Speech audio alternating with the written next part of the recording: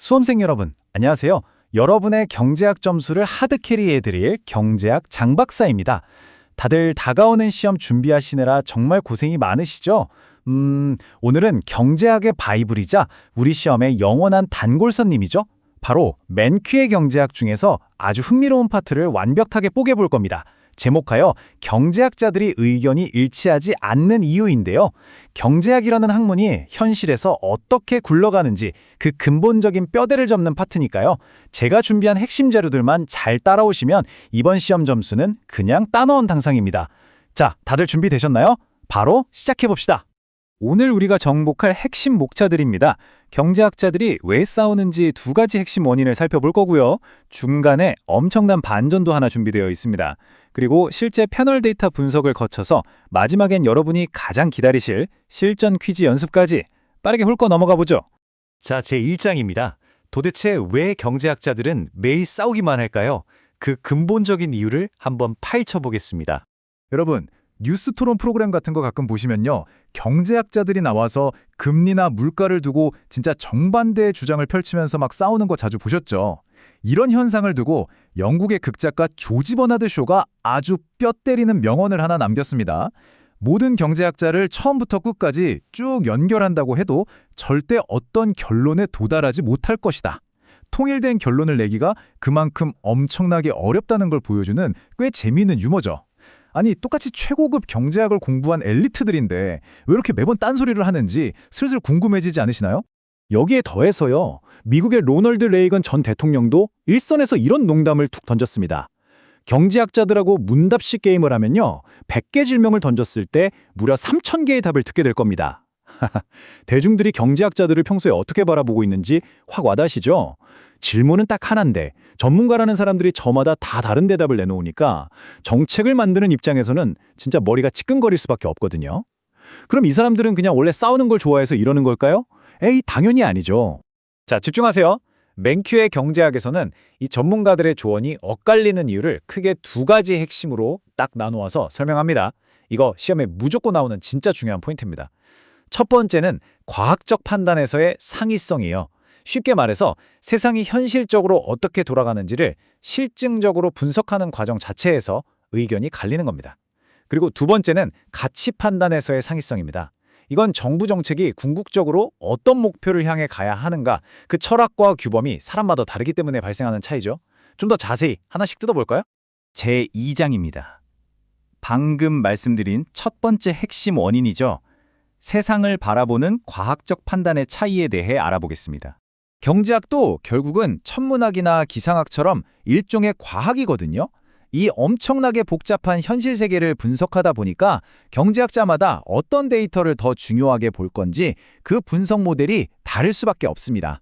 여기서 여러분이 시험 문제 풀 때 반드시 구별해야 할 두 가지 개념이 튀어나옵니다. 바로 실증적 진술과 규범적 진술인데요. 실증적 진술은 있는 그대로의 사실, 팩트체크예요. 세상이 지금 어떻게 작동하고 있는가를 말하죠. 반면에 규범적 진술은 각자의 가치관이 듬뿍 들어가서 세상이 앞으로 어떻게 되어야만 하는가를 주장하는 겁니다. 경제학자들이 현실을 실증적으로 분석할 때 서로의 분석 모델이나 데이터가 맞네 틀리네 하면서 아주 치열한 과학적 논쟁을 벌이게 되는 겁니다. 우리 교재에 나오는 아주 찰떡 같은 예시를 하나 들어볼게요. 세금제도 논쟁입니다. 자, 정부가 사람들이 벌어들이는 소득에 매기는 소득세를 걷어야 할까요? 아니면 물건을 살 때 매기는 소비세로 바꿔야 할까요? 소비세를 찬성하는 쪽은 이렇게 말합니다. 야, 소비에만 세금을 매기면 사람들이 저축할 때는 세금을 안 내니까 저축을 팍팍 늘리고 그 돈이 투자로 이어져서 경제가 쑥쑥 성장할 거야. 반대하는 쪽은 어떨까요? 무슨 소리, 세금제도 좀 바꾼다고 사람들이 저축 습관이 하루아침에 바뀌겠어? 이러는 거죠. 둘 다 훌륭한 경제학자지만 사람들이 조세 변화에 얼마나 민감하게 반응할지에 대한 이 실증적인 견해가 다르다 보니까 아예 완전히 다른 정책을 내놓게 되는 겁니다. 자, 넘어갈까요? 제3장. 이번에는 두 번째 원인인 가치관의 차이입니다. 과연 정책의 최종 목표는 무엇이 되어야 할까요? 가끔 보면요. 경제학자들이 수학적인 실증 분석에는 오, 완벽해 하면서 100% 동의해 놓고도 막상 정책 방향을 정할 때는 철천지원수가 되기도 합니다. 이유가 뭘까요? 화면에 있는 작은 마을의 우물 유지비 과세표를 한번 같이 보시죠. 영희랑 철수가 똑같은 양의 우물물을 씁니다. 그런데 0에는 소득이 15만 달러로 좀 넉넉해서 1만 5천 달러, 즉 자기 소득의 10%를 세금으로 내요. 반면에 철수는 소득이 4만 달러인데 6천 달러, 무려 소득의 15%를 세금으로 내고 있습니다. 자, 여러분이 딱 보시기에 이 세금 제도 공평해 보이시나요?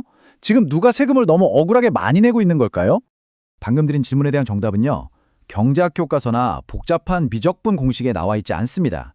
영희가 정말 코피 터지게 밤낮으로 일해서 저 돈을 번 건지, 아니면 금수저라서 부모님한테 재산을 턱 물려받은 건지, 그리고 철수가 몸이 좀 불편해서 일을 많이 못하는 건지, 아니면 일하기 싫어하는 배짱이인지, 이 뒷배경에 따라서 우리의 가치 판단은 완전히 180도 달라집니다. 그러니까 아무리 경제학을 과학적으로 완벽하게 분석해내더라도요, 결국 마지막에 어떤 정책이 정말로 선하고 정의로운가를 결정하는 건 각자의 정치적 철학이나 규범적인 가치관에 달려있기 때문에 끊임없이 충돌하게 되는 겁니다. 제4장, 드디어 반전입니다. 경제학자들은 항상 싸우기만 한다? 사실은 엄청나게 동의하고 있는 부분들도 많습니다. 한번 볼까요? 여러분, 경제학자들이 1년 365일 내내 모든 이슈마다 핏대를 세우며 싸울 것 같죠? 그런데 깜짝 놀랄 만한 반전이 있습니다. 무려 93%의 경제학자들이 압도적으로 만장일치에 가깝게 동의하는 내용들이 있거든요. 첫째, 정부가 나서서 임대료 상한을 통제해버리면 오히려 시장에 나오는 집의 수량이 줄어들고 주택 품질도 엉망이 된다. 둘째, 수입품에 관세를 매기거나 수입량을 제한하는 무역 장벽은 국가 전체의 경제적 살림살이를 깎아먹는다. 어떠신가요? 우리가 매일 보는 뉴스에서는 정치권이 엄청나게 치고받고 싸우는 단골 논란거리들인데, 사실 이 전문가 그룹 안에서는 이미 이건 경제의 무조건 독이다 라고 아주 명확하게 결론이 나 있다는 사실, 놀랍지 않나요? 제5장. 그럼 말 나온 김에 실제 경제 전문가들의 패널 데이터를 통해 아주 핫한 이슈 하나를 들여다보겠습니다. 명망 있는 경제학자들을 모아놓고 정기적으로 설문조사를 돌리는 IGM 경제전문가 패널에 아주 흥미로운 데이터가 있습니다. 우리가 흔히 암표 팔지 마라 할 때 나오는 입장권 재판매 제한 법규에 대한 내용인데요. 자, 화면에 이 예쁜 도넛 차트를 한번 보세요. 압도적입니다. 입장권 재판매를 법으로 제한하는 것은 평균적으로 관객에게 전혀 도움이 되지 않는다는 주장에 무려 80%의 경제학자가 동의한다고 쿨하게 답했습니다. 반대하는 의견은 고작 8%밖에 안 돼요. 보통 정치인들은 안표상을 때려잡아야 선량한 관객이 이득을 본다고 생각해서 막 법을 만들려고 하는데, 경제학자들은 시장의 가격 메커니즘을 억지로 틀어막으면 결국 소비자만 피본다는 실증적 분석에 강하게 뜻을 모으고 있는 겁니다. 이게 바로 우리가 알아야 할 진짜 팩트죠. 제6장. 자, 드디어 실전 모드입니다. 지금까지 열심히 들으셨으니 퀴즈로 여러분의 실력을 한번 증명해 볼 시간입니다. 자, 머리 한번 쓱 가다듬으시고요. 아까 제가 엄청 강조했던 실증적 진술과 규범적 진술의 차이, 머릿속에 잘 들어있나 끄집어 내볼까요? 화면에 보이는 게 실제 맨큐 원문 교재에 나오는 연습 문제입니다. 위쪽에 5번 문제 보이시죠? 이 스타일의 퀴즈가 실제 여러분 학교 중간고사나 기말고사에 정말 숫자 하나, 단어 하나 살짝 바꿔서 단골로 출제되니까 아주 눈여겨보셔야 합니다. 우리 같이 5번 문제 한번 쪼개보겠습니다. 문제 읽어드릴게요. 다음 진술 중 어느 것이 규범적 진술이 아니라 실증적 진술인가? A. 법안 X로 인해 국민소득이 감소한다. B. 법안 X는 좋은 입법이다. C. 의회는 법안 X를 통과시켜야만 한다. D. 대통령은 법안 X에 대해 거부권을 행사해야만 한다. 자, 여러분, 마음속으로 정답 5초 만에 골라보세요. 팁을 드리자면 개인의 주관이나 가치관이 쏙 빠진 데이터로 팩트체크가 가능한 현실 세계의 사실을 고르시는 겁니다. 찾으셨나요? 정답은 바로 A입니다. 다들 맞추셨죠? 왜 A인지 확실히 짚고 갈게요. 법안 X로 인해 국민소득이 감소한다는 말은 나중에 통계청 데이터나 수치를 까보면 진짜로 감소했는지 안 했는지 팩트체크를 할 수 있는 명백한 실증적 진술입니다. 그런데 B, C, D를 한번 보세요. 좋은 입법이다, 통과시켜야만 한다, 거부해야만 한다. 아주 그냥 주관이 뚝뚝 묻어나죠? 시험장 가셨을 때 지문에 뭐뭐 해야 한다, 뭐뭐가 좋다, 나쁘다 이런 당위적인 뉘앙스가 풍긴다? 그럼 무조건 이건 가치관이 들어간 규범적 진술이구나 하고 바로 걸러내시면 됩니다. 어떤가요? 짱박사랑 하니까 참 쉽죠? 자, 오늘 제가 준비한 특강은 여기까지입니다. 유익하셨나요? 마무리하기 전에 여러분이 오늘 밤에 곰곰이 씹어볼 만한 아주 날카로운 질문을 하나 던져드릴게요. 아까 93%나 되는 경제학자들이 임대료 통제나 관세가 경제에 안 좋다고 압도적으로 동의한다고 했잖아요. 아니, 전문가들이 그렇게 입을 모아 뜯어말리는데 도대체 왜 정치인들은 끊임없이 이런 나쁜 경제 정책들을 꾸역꾸역 통과시키는 걸까요? 경제학자들의 설명을 지루하게 해석을 한 걸까요? 아니면 당장 다음 선거에서 표를 얻어야 하는 씁쓸한 정치적 현실 때문일까요? 이 이상과 현실의 간극을 꿰뚫어 보는 것이야말로 우리가 경제학을 배우는 진정한 묘미라고 할 수 있습니다. 앞으로도 저 경제학장 박사와 함께 맹큐의 경제학을 하나하나 파헤치면서 이 세상 돌아가는 이치를 깨우쳐 보자고요.